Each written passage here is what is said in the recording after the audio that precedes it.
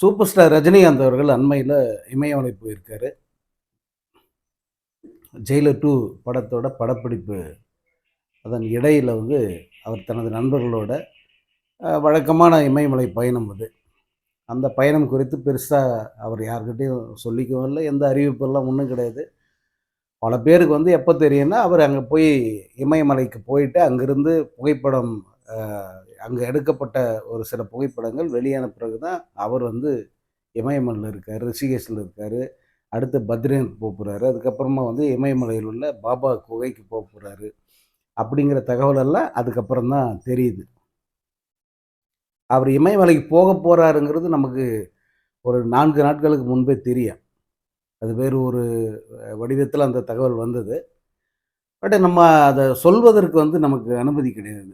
ஏன்னா, அது அவருடைய தனிப்பட்ட பயணம், தனிப்பட்ட ஆன்மீக பயணம். அது அவரா சொன்னா மட்டும் தான் அத நம்ம வெளியில சொல்ல முடியும். அல்லது அவரது ஏர்போர்ட் சந்திப்புகள், அதில ஏதாவது சொன்னாருன்னா தான் சொல்ல முடியுமே தவிர, மற்றபடி அதை வெளியில் சொல்லக்கூடாது.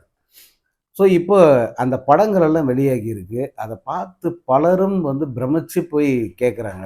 ஏன்னா, முன்ன எப்போதைய விட இப்ப தான் அந்த சோசியல் மீடியா அதிகமா பாதிப்பை ஏற்படுத்துது இல்லையா?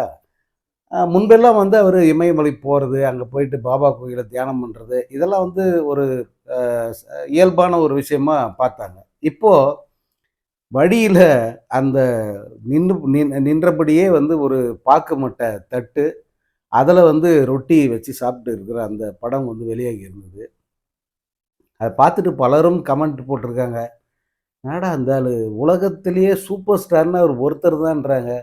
சர்வதேச அளவில் புகழ்பெற்ற ஒரு நடிகை, உலக சூப்பர் ஸ்டார். என்ன இப்படி நின்னுட்டு போற வழியில ஒரு வேட்டிய கட்டிட்டு, சர்வ சாதாரணமாக ஒரு மனிதர் எப்படி இயல்பா சாப்பிடுவாரு ஒரு தாபாவுல, அதுபோல அவர் நின்னு சாப்பிட்டுக்கிட்டு இருக்காரு அப்படின்னு சொல்லிட்டு எல்லாரும் ஆச்சரியப்படுறாங்க. அவருடைய அந்த எளிமையை பார்த்து. அவர் முதல்லே பல முறை இத சொல்லியிருக்காரு. "நான் எளிமையெல்லாம் ஒண்ணும் இல்லப்பா. என்னுடைய வாழ்க்கை முறை இது. மத்தபடி நான் பணக்காரன் தான். எனக்கு காசு இருக்கு, பணம் இருக்கு. பென்ஸ் கார்ல போறேன், பிஎம்டபிள்யூல கார்ல போறேன்.